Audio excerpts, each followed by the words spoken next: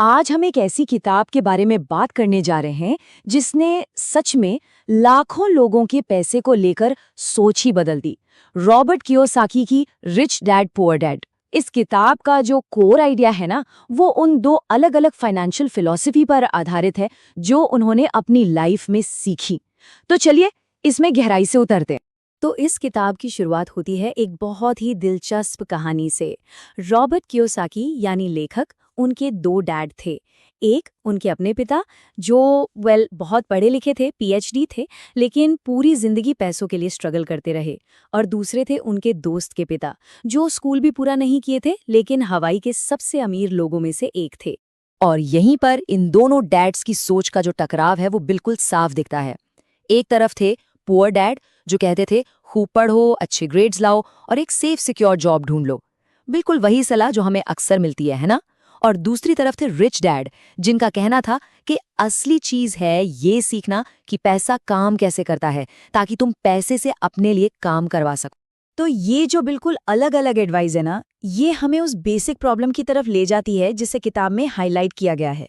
एक ऐसा जाल जिसमें ज्यादातर लोग, चाहे उनकी इनकम कितनी भी हो, फाइनेंशियली स्ट्रगल करते रहते हैं। रिच डैड इसे कहते हैं द रैट रेस, यानी चूहा दौड़। ये वही साइकिल है, सैलरी आती है, सारे बिल्स पे किए जाते हैं और महीने के आखिर में हाथ खाली। फिर अगले महीने का इंतजार। ये एक ऐसे पहिए की तरह है जिससे बाहर निकलना बहुत बहुत मुश्किल लगता है। तो सवाल ये है कि लोग इस रैट रेस में फंसते ही क्यों हैं?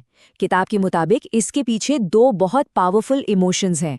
पहला है डर, नौकरी खोने का डर, बिल्स न चुका पाने का डर, और दूसरा है लालच। जैसे ही थोड़ी सैलरी बढ़ती है, हमें और बेहतर चीजें खरीदने का मन करने लगता है। और बस यही डर और लालच का साइकिल लोगों को इस दौड़ में फंसाए रखता है। तो फिर इस चूहा दौड़ से बाहर निकलने का रास्ता क्या है? रिच डैड का सबसे सबसे इंपॉर्टेंट लेसन यहीं से शुरू होता है, और वो है एसेट्स यानी संपत्ति और लाइबिलिटीज यानी देनदारियों के बीच का जो बेसिक फर्क है ना, उसे समझना। और यहाँ डेफिनेशन बहुत बहुत सिंपल रखी गई है। एसेट कोई भी ऐसी चीज जो आपकी जेब में पैसा डाले, और लायबिलिटी कोई भी ऐसी चीज जो आपकी जेब से पैसा निकाले।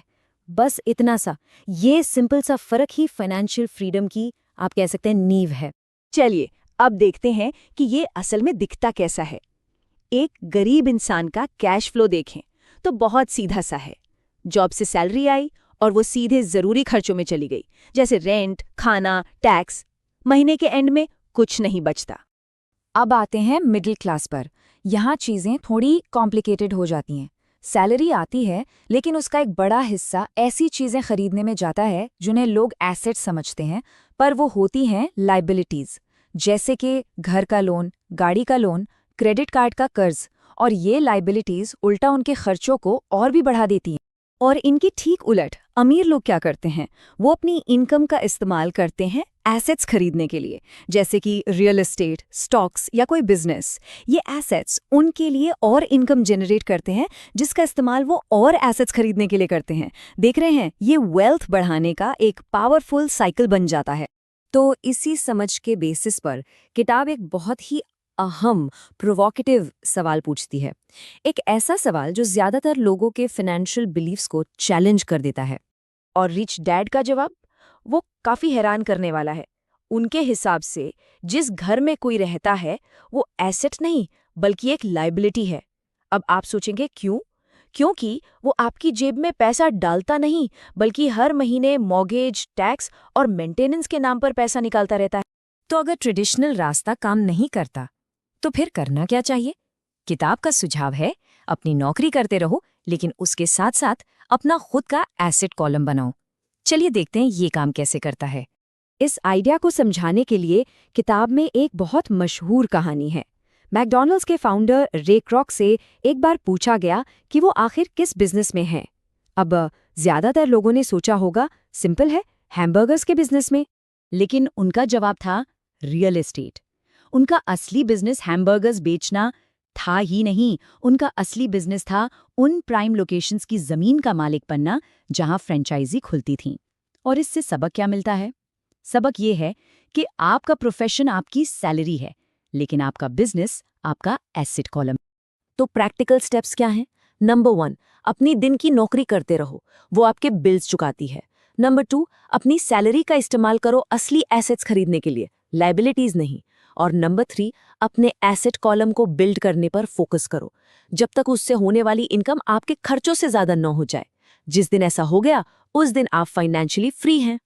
इसके अलावा एक और बहुत पावरफुल आइडिया है। अपनी जॉब को सिर्फ एक पेचेक की तरह मत देखो, उसे एक सीखने के मौके की तरह देखो।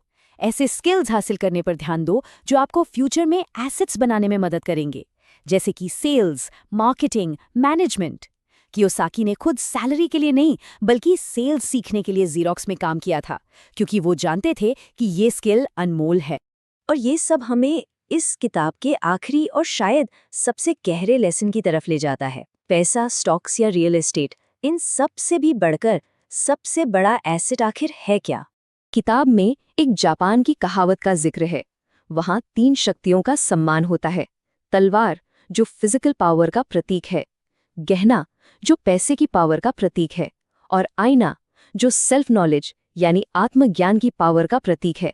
और तीनों में सबसे शक्तिशाली आईने को माना जाता है। और यही इस किताब का फाइनल कंक्लूजन है। हमारी सबसे बड़ी संपत्ति सोना, जमीन या कोई बिजनेस नहीं है।